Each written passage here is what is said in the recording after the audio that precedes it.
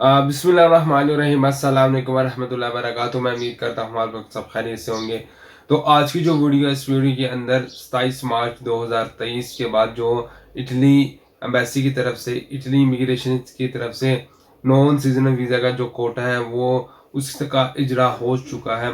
उसके बाद काफ़ी ज़्यादा मैसेजेस हमें रिसीव्ड हो रहे हैं, जिसके अंदर लोगों की कुछ क्वेरीज हैं, लाइक कि हम किस तरह अप्लाई कर सकें, या फिर इन शॉर्ट में कि हम कहाँ कहाँ पर आपकी हेल्प कर सकते हैं, उस बारे में ब्रीफली एक जो है ये वीडियो आप लोगों के सामने हम प्रेजेंट करने जा रहे हैं। तो वीडियो को शुरू करने से पहले आप लोगों से रिक्वेस्ट है, काइंडली चैनल को सब्सक्राइब कर लीजिएगा। सोशल मीडिया के जितने लिंक्स है डिस्क्रिप्शन में मेंशन है, लाजमी विजिट कीजिएगा। इंशाल्लाह काफ़ी ज़्यादा इंफॉर्मेशन आपको मिलेगी। मार्च में जो है ये कोटा जो है 27 मार्च से स्टार्ट होना था, जिसके अंदर तकरीबन 82,705 जो है कोटा सिस्टम के अंदर लोग नॉन सीजनल वीज़ा के लिए अप्लाई कर सकते हैं। इसके अंदर मुख्तलिफ कंट्रीज़ हैं जो कि इसके अंदर अप्लाई कर सकते हैं, जिसके अंदर साउथ एशिया की कंट्रीज़ आती हैं। इसके बाद जो out of the European union से होती हैं उनकी कंट्रीज़ हैं। गल्फ की कंट्रीज़ में से भी लोगों का कोटाइज्म है। तो मींस के शॉर्ट टर्म जो वीज़ा होता है, इसके अंदर जो सीजनल वीज़े होते हैं उसमें होता है, लाइक जो इस ये गार्डन से रिलेटेड है, फ्रूट से रिलेटेड है, फिशिंग से रिलेटेड है। सीजनल जो फसल से होती हैं, जो सीजन की जो फसल होती हैं, उनसे रिलेटेड ये वीज़ा है।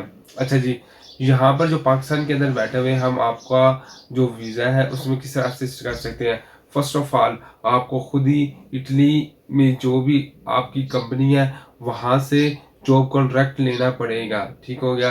अगर आपके जानने वाले हैं, ये काम कौन कर सकता है आपका वहाँ पर, या तो कोई जानने वाला, या फिर आपने किसी कंपनी में अपनी सीवी वगैरह भेजी और आप मेरिट पर पूरा उतरते हैं, तो इन दो सूरतों में जो है आपको वहाँ से जॉब कॉन्ट्रैक्ट लेटर, एनओसी और उसी के साथ साथ न्योला ओस्ता, ये तीन चीज़ें आपको जो है वो चाहिए होती हैं।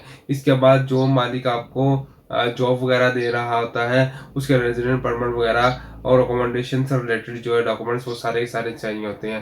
तो पाकिस्तान में बैठे हुए अगर आप हमें कहते हैं कि हम आपके लिए इस सर्विस को अवेल करें, या आप हमें कहते हैं कि हमें कॉन्ट्रैक्ट लेकर दें या न्योला ओस्ता लेकर दें, तो ऐसा बिल्कुल भी नहीं हो सकता, क्योंकि हम पाकिस्तान में बैठे हुए हैं। ना तो हमारा वहाँ पर कोई कॉन्टैक्ट है, ना ही कंपनी से कोई रिलेशनशिप है। आपको खुद ही सबसे पहले एफर्ट करनी पड़ेगी इटली से में किसी कंपनी से रब्ता करके, या अपने अजीज़ दोस्त या जानने वालों से रब्ता करके, कि वो आप लोगों के लिए किसी ना किसी तरीके से कॉन्ट्रैक्ट लेटर और न्योला ओस्ता को जो है क्या करें, इशू करवा सकें। क्योंकि जब आप वीज़ा एप्लीकेशन की सबमिशन करवाने जाते हैं, तो वहाँ पर गारंटी के लिए भी आपको एक बंदे की पूरी के पूरे रिकॉर्ड जो है वो देना पड़ती है। तो फर्स्ट ऑफ ऑल तो ये चीज़ आपको के लिए है कि हम कहाँ से असिस्ट कर सकते हैं। हम वहाँ से असिस्ट कर सकते हैं जब आपके पास न्योला ओस्ता, एनओसी, कॉन्ट्रैक्ट लेटर आ जाता है, तो पाकिस्तान के अंदर जो है प्रोसेसिंग वो कर सकते हैं। पाकिस्तान के अंदर ये चीज़ें आने के बाद आपको सबसे पहले तो अपने अपना एफआरसी और बर्थ सर्टिफिकेट, अगर आप शादीशुदा है तो शादीशुदा वाला भी एफआरसी और पेरेंट वाला भी एफआरसी, दो अलग-अलग एफआरसी ये आपको चाहिए होंगे। इनके अंदर करेक्शंस होती हैं, वो आपने ठीक करनी है। उसके बाद मिनिस्ट्री ऑफ फॉरेन अफेयर्स से अटेस्टेशन करवानी है। आफ्टर देन आपने जो है अपॉइंटमेंट के लिए अप्लाई करना है। ये जो वैलिडिटी इस न्योला ओस्ता की होती है वो 6 मंथ होती है, और जो अपॉइंटमेंट है वो 2 से ढाई माह के अंदर अंदर आ जाती है। तो अपॉइंटमेंट वाया ईमेल्स जो है वो अपॉइंटमेंट मिलती है। जब ईमेल्स के थ्रू अपॉइंटमेंट मिल जाती है, तो उसके बाद वीज़ा एप्लीकेशन फॉर्म जो है वो फिलअप होता है। शॉर्ट टर्म और लॉन्ग टर्म दोनों ही फॉर्म आमतौर पर लोग जो है फिलअप करवाते हैं। आपका पासपोर्ट वैलिड होना चाहिए, जो कि 16 मंथ तक उसकी यानी कैपेसिटी होनी चाहिए। इसके बाद आपका जो शनाख्ती कार्ड है, एकेडमिक अगर आपके पास कोई सर्टिफिकेट्स वगैरह तो वो चाहिए। इसके बाद आपका जो है मैंने आपको अर्ज किया है कि बर्थ सर्टिफिकेट, और उसके साथ साथ जो आपका फैमिली रजिस्ट्रेशन सर्टिफिकेट है मूफा से होना चाहिए, और उनकी ट्रांसलेशंस वगैरह होनी चाहिए। ठीक हो गया।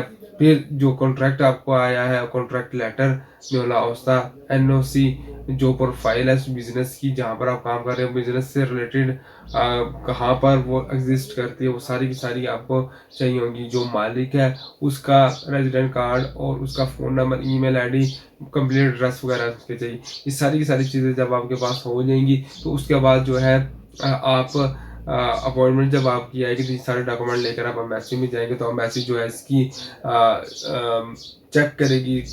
अगर आप एलिजिबल हुए तो आपको इंटरव्यू कॉल होगा। इंटरव्यू में आपसे जो भी फील्ड होगी उससे रिलेटेड क्वेश्चन एंड आंसरिंग होगी, और उसके बाद जाकर वो डिसाइड करेंगे आया कि आपको वीज़ा देना चाहिए या नहीं देना चाहिए।